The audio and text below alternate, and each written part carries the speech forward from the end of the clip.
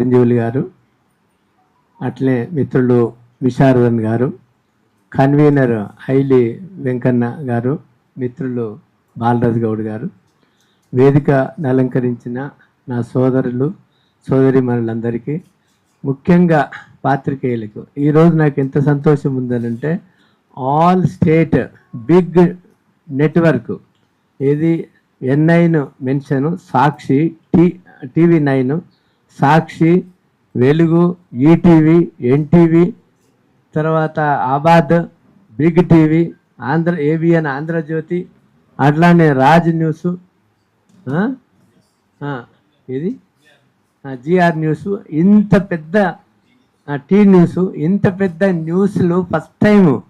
అంటే ప్రజల యొక్క మనోభావాలు ఎట్లా ఉన్నాయో, ప్రజలలో ఎంత లోతుగా పాకిపోయిందో ఈ ఉద్యమం, దాని గురించి ప్రజలకు అందించడానికి మీ యొక్క బిగ్ న్యూస్ ఛానల్ వచ్చినందుకు మీడియా, ప్రింట్ మీడియా, ఎలక్ట్రానిక్ మీడియాకు మీకు ప్రత్యేక ధన్యవాదాలు.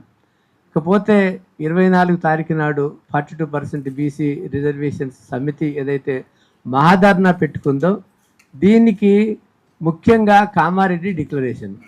కామారెడ్డి డిక్లరేషన్లో ఒక్క 42% లోకల్ బాడీస్ రిజర్వేషన్సే కాదు, అందులో ఎన్నో విషయాలు ఉన్నాయి.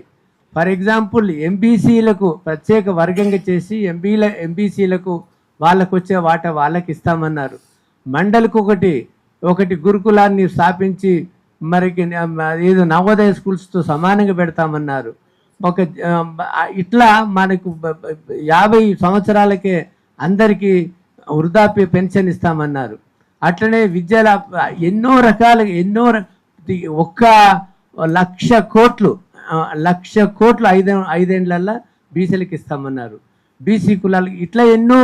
కామారెడ్డి డిక్లరేషను ఎందుకు ఇచ్చినట్లు? బీసీలను మోసం చేయడానికా, దగా చేయడానికా, మరి ఇలా అంటే బీసీలకు ఏదైనా ఒట్టిగిట్లా నమ్ముతారా అని ఇచ్చినారా? పోనీ అది ఇచ్చిన తర్వాతకి నిమ్మకి నీరెత్తినట్లు కూర్చుంటే దానికి వాళ్ళకి మనకు 6th డిసెంబర్లో ఫామ్ అవుతే తర్వాత 3 నెలల వరకు దాని మీద ఊసు లేదు, పలుకు లేదు. ఫిబ్రవరిలో కులగణన చేస్తామని మళ్ళీ అక్టోబర్ వరకు గమ్మునుండడం, ఏదైతే చేసినారు. ఇప్పుడు మేము పార్టీలని తప్పు పట్టించుకోలేదు, ప్రజలందరికీ తెలిసిపోయింది. దీనికి ఏదైతే మేము డ్రాఫ్ట్ బిల్ ఇచ్చినామో 9th షెడ్యూల్ ఒకటే శరణ్యమని, దానికి కాన్స్టిట్యూషన్ ప్రకారము తమిళనాడు మోడల్గా తయారు చేసి ఇచ్చినామో, అందులో